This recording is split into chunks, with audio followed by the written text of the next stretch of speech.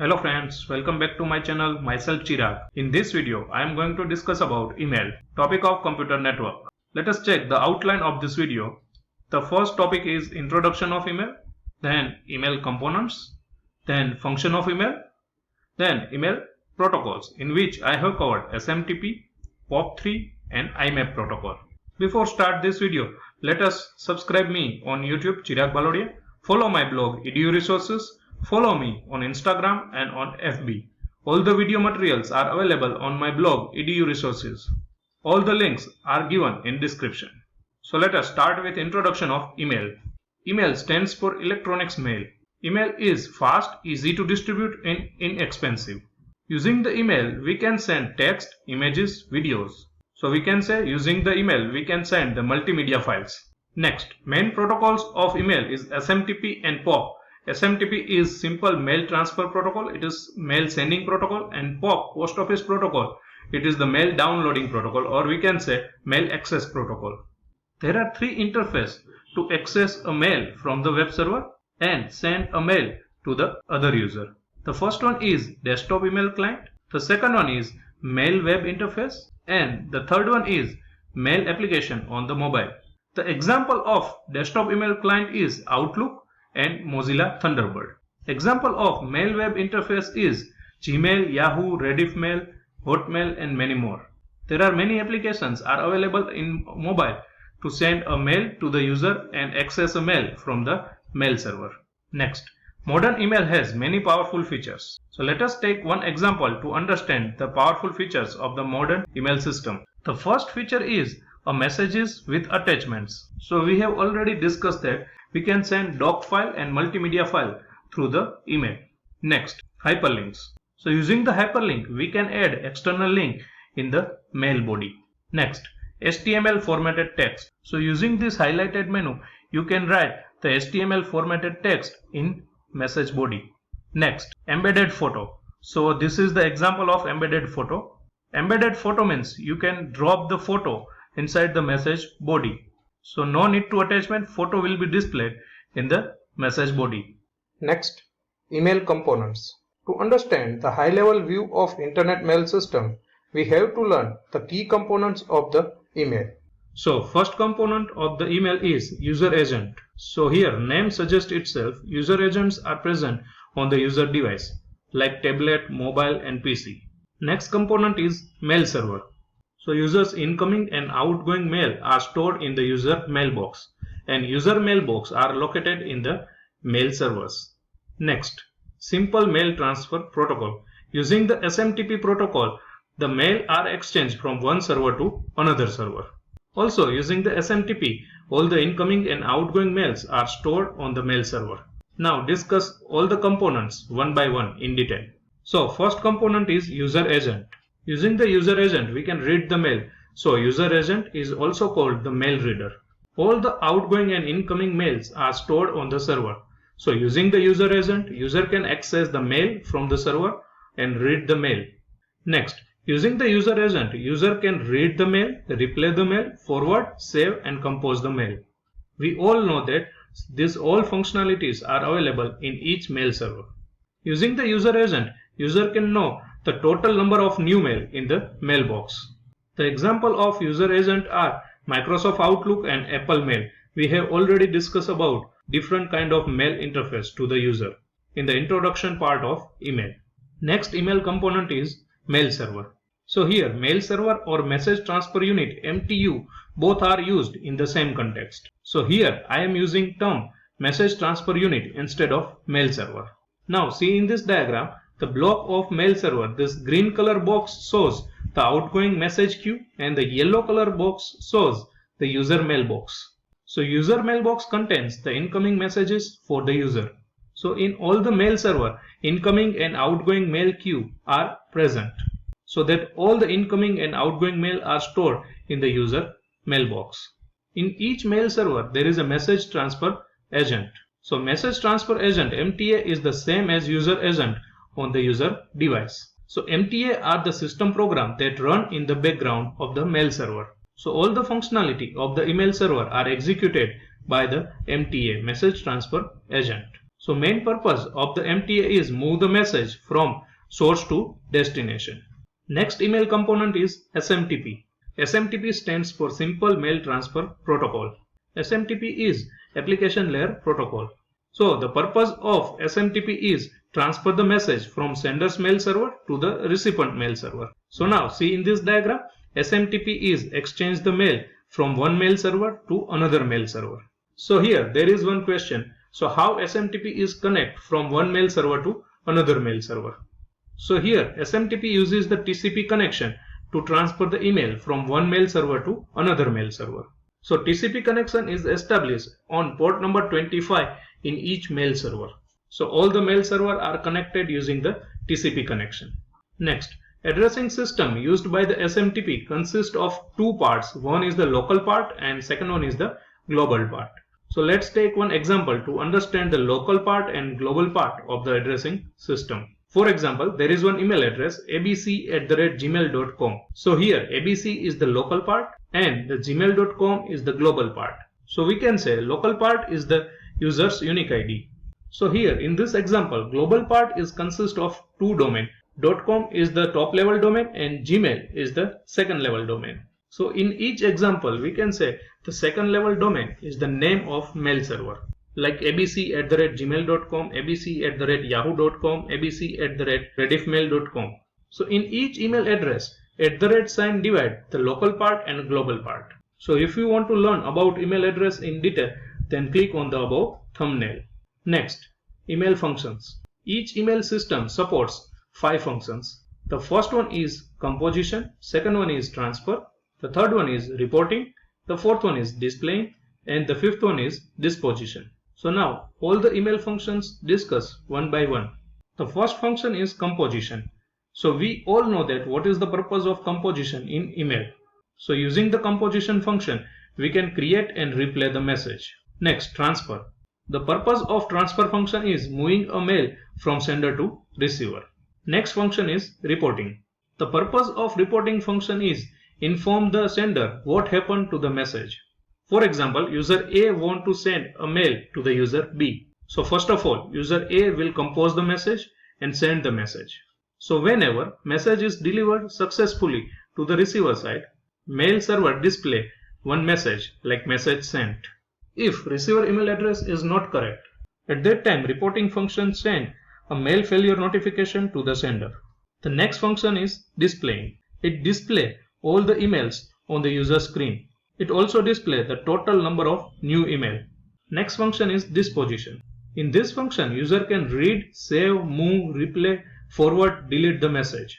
So how to use this function, it is depend on the receiver. Next, email protocols. There are 3 main protocols in the email system. First one is SMTP. SMTP is mail sending protocol. The purpose of SMTP is to deliver the message from sender server to receiver server and store the message in the receiver server. The next 2 protocols are POP3 and IMAP. These both protocols are the mail access protocol. The purpose of POP3 and IMAP is the mail access from the server and display the mail at the user's device. Before discuss about all the protocol in detail, let us take one example to understand the working of these protocols. For example, there is one sender and there is one receiver. So here it is the sender side user agent and it is the receiver side user agent. So here sender wants to send a mail to the receiver. So first of all, sender compose the mail and send the mail to the sender's mail server. So whenever transfer the mail from sender's device to the sender mail server, at that time SMTP protocol is used. So here green color box indicates the outgoing or incoming message of the queue in the mail server and the yellow color box indicates the user mailbox. So here sender's mail is put in the outgoing message queue at the sender's mail server. Now sender's mail server is connect with the receiver's mail server through the TCP connection and the sender's mail transfer from sender's mail server to the receiver's mail server through the SMTP protocol. As we know that SMTP is delivered and store the mail at the receiver's server. So now question is that how receiver can access the mail from receiver's mail server. The user agent of the receiver side is use the POP3 or IMAP protocol to access the mail from the receiver's mail server. So this is the conventional scenario of transfer a mail from sender to receiver. So using this scenario, we can understand the which protocol is used at which place and also understand the purpose of protocol. So let us discuss all the protocol one by one in detail. The first protocol is SMTP. SMTP stands for Simple Mail Transfer Protocol. SMTP is the application layer protocol. Next, SMTP transfer message from sender's mail server to the recipient's mail server. So let us take one example to understand the working of SMTP. Now see in this diagram, here Alice is the sender and Bob is the receiver. Here both the user are connected with its respected server and both the mail server are also connected with each other. So here Alice wants to send a message to the Bob.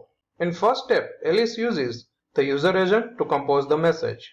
After compose the message, Alice is send the message to the Bob's email ID. Here Bob's email ID is bob@gmail.com. In second step, Alice user agent sends a message to her mail server and this mail is placed in the outgoing message queue. So here in second step, SMTP protocol is used to transfer a message from Alice device to the Alice mail server. In third step, Alice mail server SMTP opens TCP connection with Bob's mail server. So here TCP connection is established between Alice and Bob's mail server. So both the mail server communicate at the port number 25 through the TCP connection. In step number 4, SMTP sends Alice message over the TCP connection. Because here SMTP is associated with TCP connection on the port number 25. So it transfers the message from Alice mail server to the Bob's mail server and put the message in the incoming message queue of the Bob's mail server. In step number 5, Bob's mail server places the message in the Bob's mailbox. So whenever the message is stored in the Bob's mailbox, at that time SMTP protocol is used. Because the purpose of SMTP protocol is delivered and store the message at the receiver mail server. In sixth step, Bob's user agent access a mail from the Bob's mail server. But in sixth step, SMTP protocol is not used because here accessing the mail from the mail server, at that time POP3 or IMAP protocol is used. So what I have discussed in this diagram, all the steps are written over here. You can also read all the steps from here. Next protocol is POP3. POP3 stands for Post Office Protocol version 3. POP3 is the mail access protocol. The purpose of POP3 protocol is transfer the email from mail server to the client software. POP3 uses the port number 110 to transfer the email from mail server to the client software using the TCP connection. Now see in this diagram, TCP connection is established between the client and the server. Next, after the TCP connection established, POP3 performs three phases: authorization, transaction and update. So now I will explain these three phases in this diagram. So after TCP connection is established between the client and server, client will log in into the server. For the login process, client will provide the username to the server. Server will verify the username and send OK message. If username is correct, then client enter the password. So password is verified at the server side and send the OK message and login successfully into the server. So this is called the authorization phase of POP3. After the login, user will retrieve emails from the server. The list of email is sent by the server to the client side. After that, client will access the email from the list of email, and that access email is downloaded at the client side. So after downloading, user can send, forward, reply or delete the mail. So this is called the transaction phase of POP3. So after the transaction phase, user will send a quit command to the server. So using the quit command, POP3 connection is closed and the TCP connection is released. So that is called the update phase. So in update phase, the mail server deletes the marked messages from the server. So these all are the phases of POP3: authorization, transaction and update. Next, POP3 is designed to delete the mail on the server as soon as the user has downloaded it. So it means whenever user accesses the mail from the server, the mail is downloaded into the user's local machine and delete from the server. Next, POP3 has two modes. One is the delete mode and the second one is keep mode. So let us discuss both the modes in detail one by one. So first mode is delete mode. In this mode, mail is deleted from the mailbox after each retrieval. So let us take one example to understand the delete mode. So let's assume that client want to access a mail which is stored on the mail server through the mobile device. So first of all, client perform the authorization phase and login into the mail server. So after the login, client will access all the mail from the mail server. So here all the mails are downloaded in the client device. So here we are discussing the delete mode. It means mail is deleted from the mailbox after each retrieval. So there is no mail inside the mail server. Let's assume that client mobile is breakdown and client want to access old mail from the mail server. So client will access the mail server from the PC. So again client will login into the mail server. So client is trying to find the old messages from the server. But in delete mode, client cannot access the previous messages which was downloaded in the client mobile. So client will access the new messages from the server. So it means client is lost all the messages from the server and from its device. The another mode is keep mode. In keep mode, the mail remains in the mailbox after the download. So let us take one example to understand the keep mode. So whenever user access the mail from the server using the keep mode, at that time there is one option on the mail server. The option is that leave the copy of email on the server. So user will mark that option. It means the keep mode is active. So when keep mode is active and user want to access the mail from the mail server, so each mail are downloaded from the server and all the mails are stored in the client PC. But now copy of each mail remains in the mailbox after the download. Again, user want to access the old mail from the mail server to the client mobile. User can access from the mail server because in keep mode the mail remains in the mailbox after the download. Next, limitation of POP3. The first one is POP3 does not allow the user to create folder and organize the mail on the server. Now let us take one example to understand the first limitation of POP3. This is the snapshot of my Gmail account. There are some of the folders are created by me in my Gmail account. But whenever you use POP3 protocol, at that time you cannot create that folder. So here I can move the mail from one folder to another folder and also filter the incoming mail, and that filtered mail is stored in particular folder. Next, POP3 does not allow the user to partially check the content of the email before the downloading. Now I will show you one screenshot.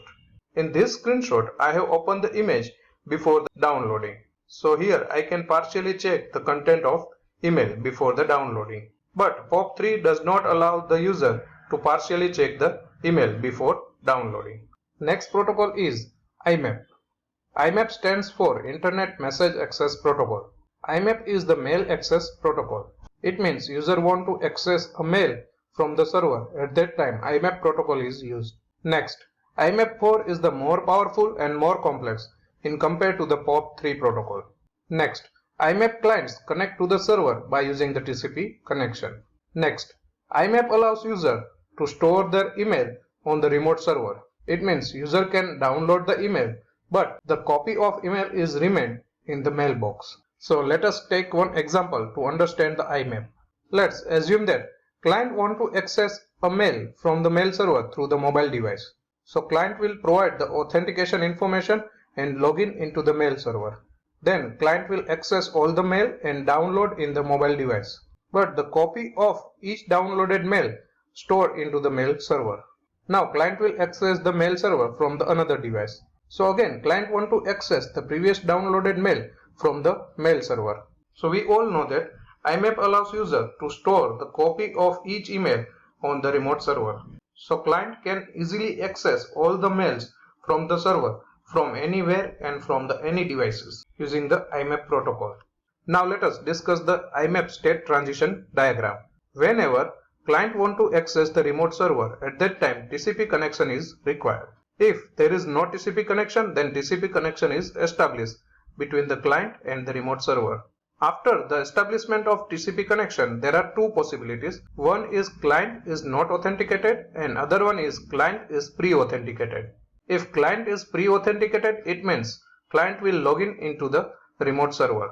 When client is not authenticated, so client will provide the authentication information to the server. Server will verify the authentication information. If authentication information is correct, Then authentication is successful and client will log in into the server.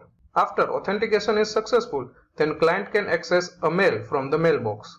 Now client can read, compose, replay, forward, delete and move the message from the mailbox. After accessing the mail, client will close the mailbox. After that, client will send a logout command to the server and close the IMAP session.